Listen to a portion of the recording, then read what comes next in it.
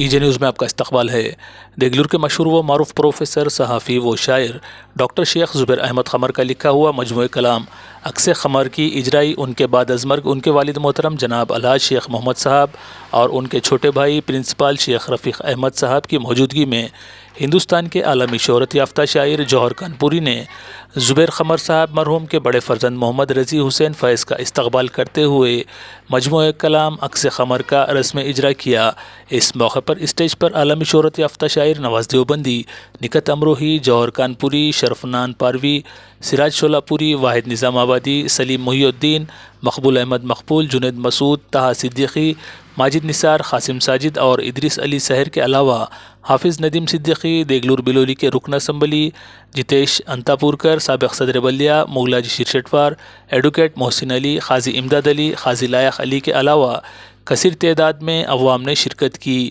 اس مشاعرے میں کئی شعراء نے زبیر قمر صاحب کی شاعری اور ان کے مجموعہ کلام کی تعریف کرتے ہوئے ان کی خوبیوں اور ان کے قومی اور بین الاقوامی روابط کے تعلق سے عوام کو آگاہ کرایا۔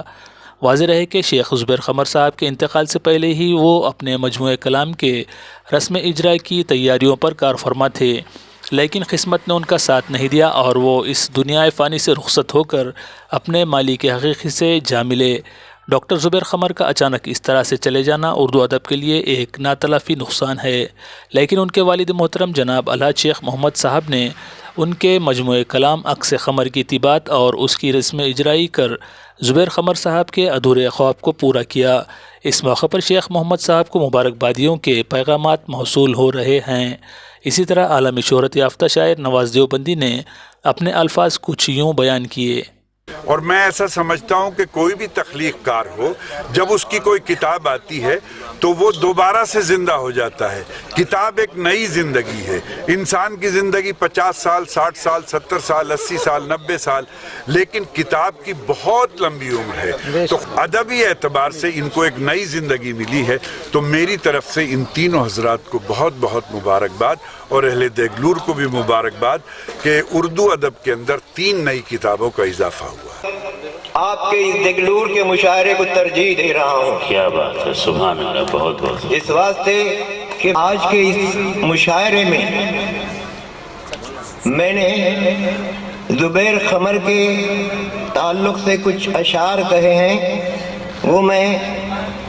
آپ کو سنا دیتا ہوں۔ واہ کیا خوب تھے زبیر قمر،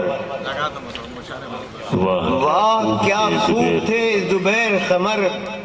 سب کے محبوب تھے زبیر قمر، شہر دیگلور ان سے روشن تھا، شہر دیگلور ان سے روشن تھا، سب کے مطلوب تھے زبیر قمر، ہندو مسلم ہو سکھ ہو عیسائی، ہندو مسلم ہو سکھ ہو عیسائی، سب کے محبوب تھے رحیم قمر، زبیر قمر، سب کے محبوب تھے زبیر قمر۔